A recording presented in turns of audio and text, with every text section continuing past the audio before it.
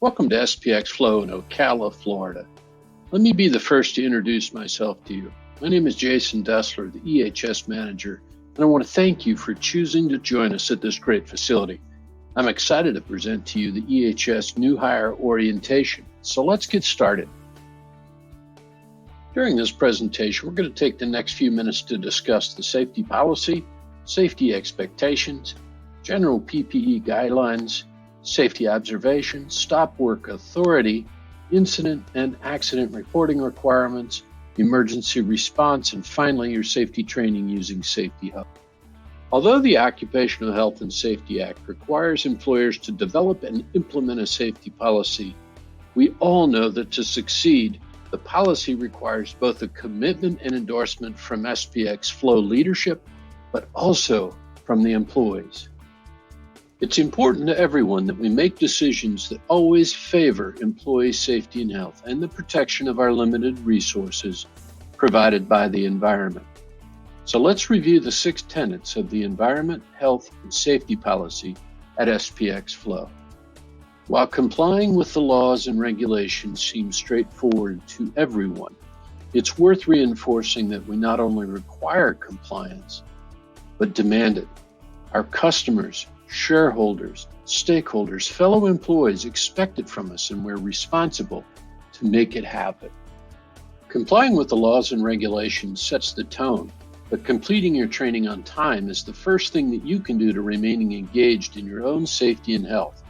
Training demonstrates you know and understand the standards expected at SPX Flow, but you need to do the work to complete the training. Every day we encounter risk. Some risk is easily managed without even thinking about it, while other risks are simply out of our control to manage. Each of us is to manage the risks that we can control to the lowest level possible.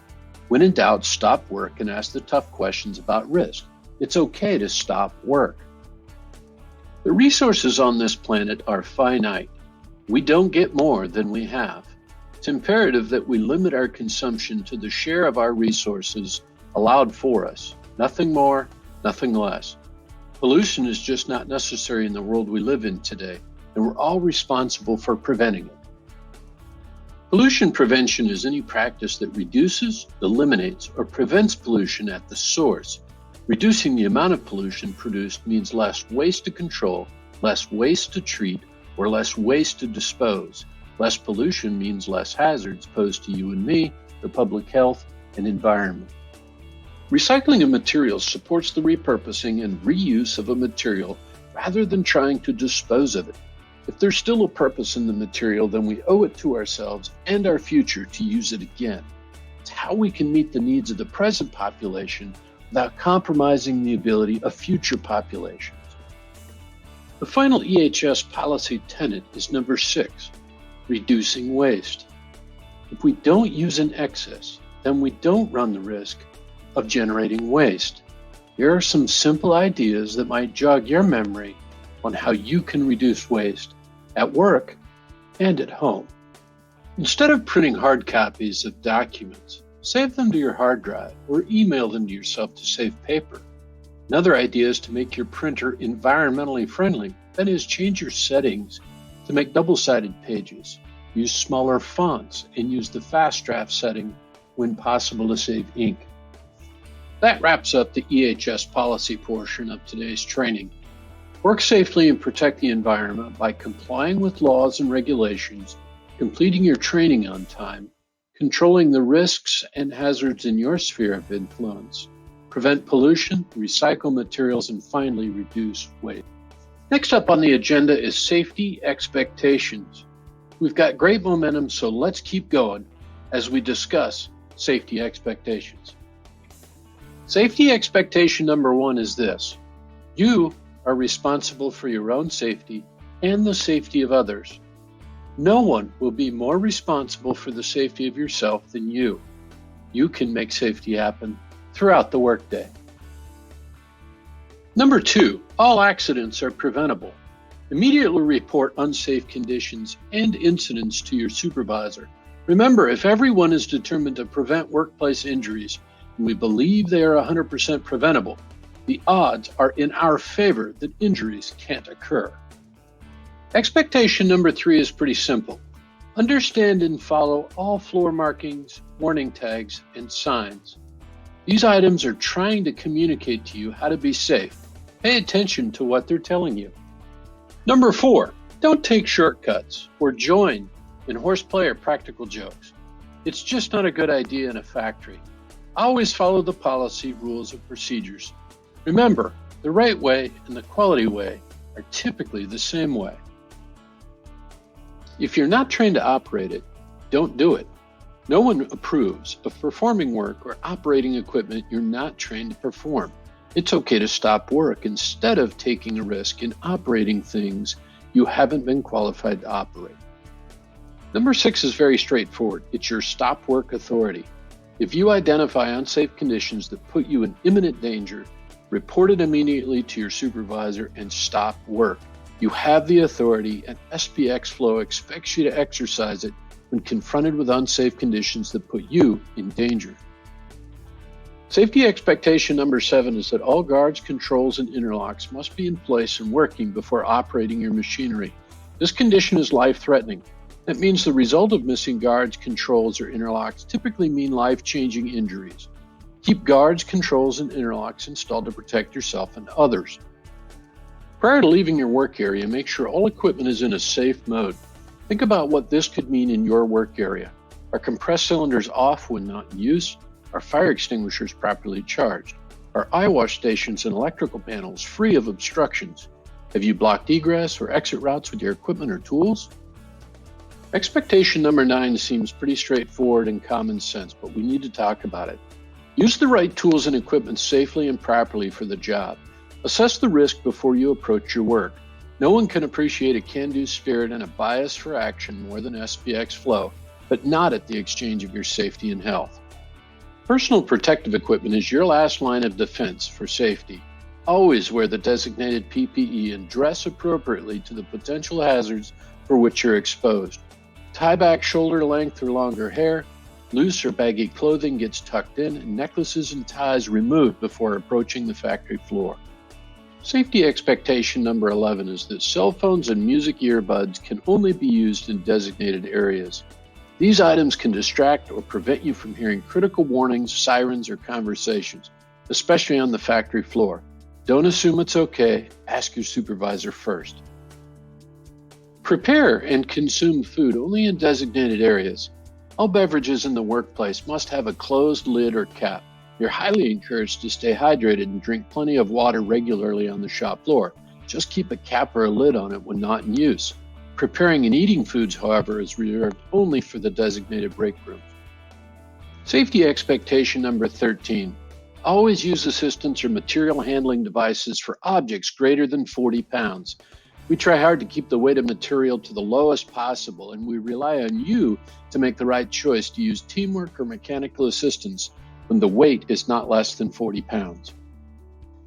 The 14th and final safety expectation is that compressed air may not be used to clean dirt from your body or your clothing or used as a broom.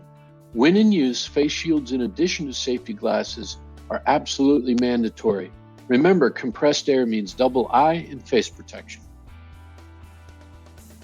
You'll find these safety expectations posted at the Communications Center adjacent to the break room. They're available for you to review anytime, again and again for understanding. For now, the safety expectation worksheet handed to you in this class needs to be signed before we move forward. Great job. That completes safety expectations for today's training agenda. Let's move on to PPE guidance. Personal protective equipment is the last line of defense in the presence of hazards that could cause you harm. If PPE doesn't work when it's needed, then there's a good chance you could get hurt when the hazard arises. PPE is selected because we could not find a solution to eliminate the hazard, making PPE the last line.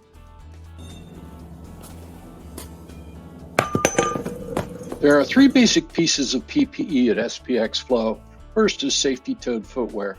While working on the shop floor, protective footwear is absolutely required. This footwear can possess either a synthetic or steel-toed cap. Next is hearing protection. While some areas of the factory are louder than others, it's generally recommended as the safest approach by simply wearing ear protection anytime you're on the factory floor. It's required to be worn in welding, shipping, blast, paint when painting, and while using compressed air.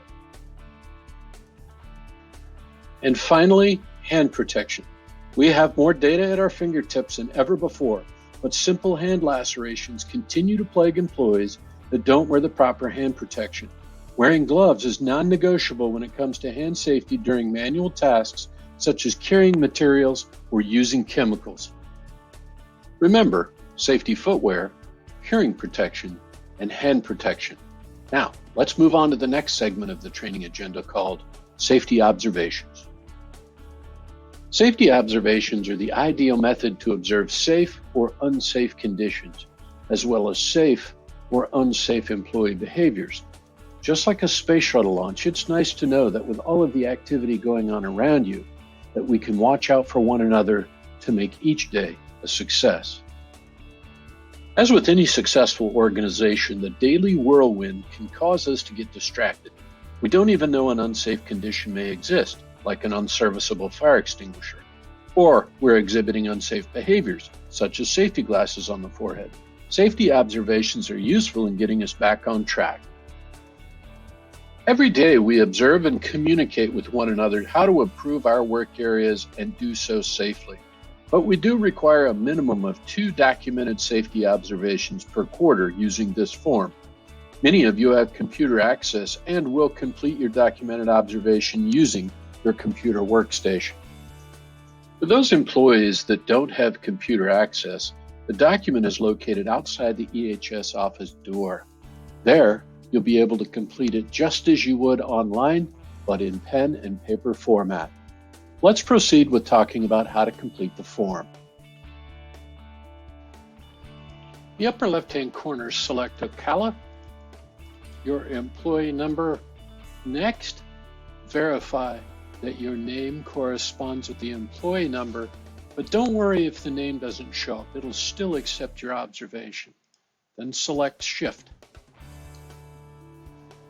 Then select the category of your observation. In this case, I'm going to say PPE. What PPE was observed? There's some predefined terms. I'm going to select hard-toe shoes and boots. Area of the observation was around research and development. Observation description provides you an opportunity to put in freehand what your observation was. In this case, observed employee wearing safety toe shoes that were unserviceable. Select the type of observation. Is this an unsafe behavior or the action of the person? Or is this an unsafe condition? That is, the work area is unsafe. I'll select action of the person. No further action is required because I spoke with the employee. Now keep in mind that this form can be used for safe or unsafe observations. In this example, we used unserviceable footwear, but this form could easily be used to document safe observations of people or of conditions. The next thing to consider is risk. Risk is either going to be a low, medium, or high risk. And in order to understand where it should be, look at the impact of the injury and combine it with the likelihood of the injury. Will that result be low, medium, or high? That will be the answer to your risk. The final step to consider is whether a work order is submitted to satisfy resolution of this observation. Now, in our case, the observation of unserviceable footwear wouldn't be resolved with a safety work order, but this is the area where you would answer that question. Once all the sections of the safety observation form are complete, click the Submit Observation.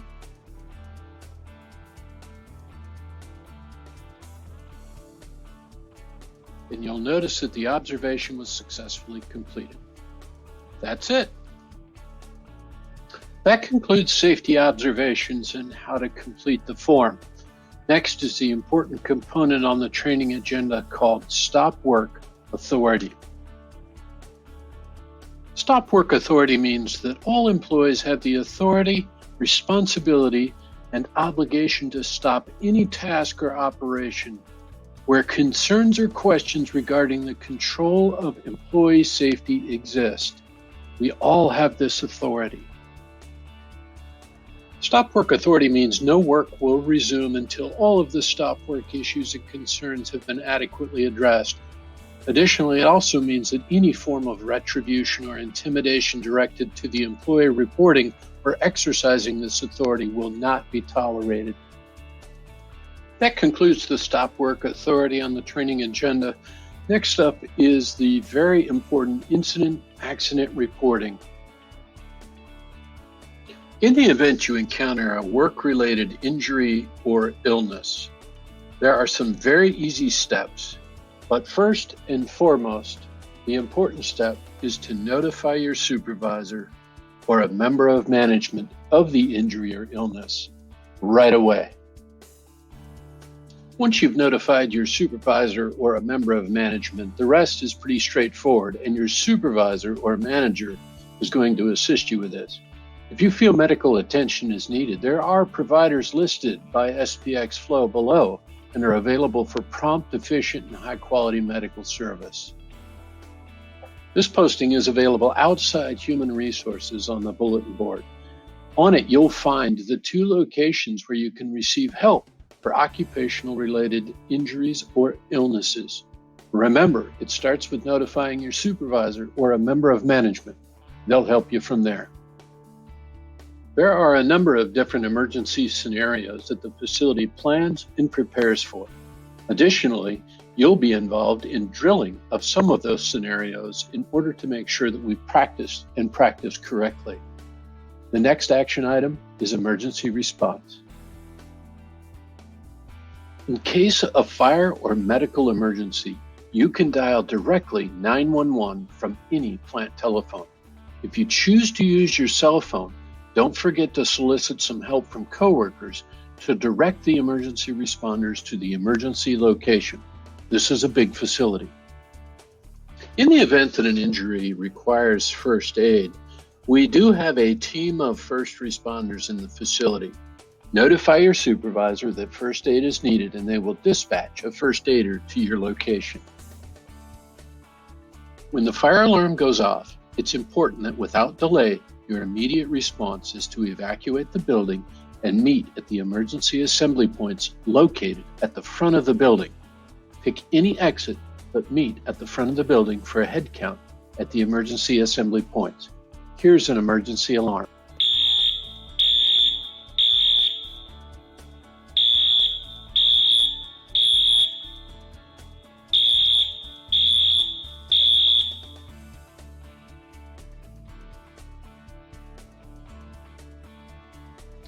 All training for monthly safety training is accomplished using Safety Hub. All employees are entered into Safety Hub. For those with an email, they'll receive a notification via email that they have safety training available. Simply click on the link, complete the training. For those employees without computer access, you'll still complete the monthly safety training, but in a group setting with other employees present. We'll simply use the employee roster sign-in sheet to demonstrate completion of the training at the end of the month.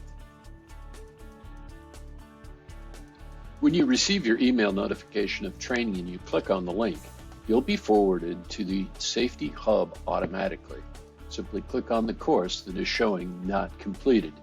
In this example, all of these courses have been completed. Had they not been completed, you could click on the course and begin the training. Remember, the basic safety expectations that we discussed earlier means that you're required to complete your training on time. You have a month to do your monthly safety topic. My suggestion is don't delay, get it done right away. There you have it. That's the Safety Hub. Congratulations, we have just completed the EHS training agenda. We've discussed safety policy, safety expectations, PPE guidance, safety observations, stop work authority, incident accident reporting, emergency response, and finally the safety training Safety Hub. One final housekeeping measure. Please take the time now to review your safety expectations and complete signing the form. Also, don't forget to take the learning verification at the end in order to receive credit for new hire orientation training. Thank you. Have a great day.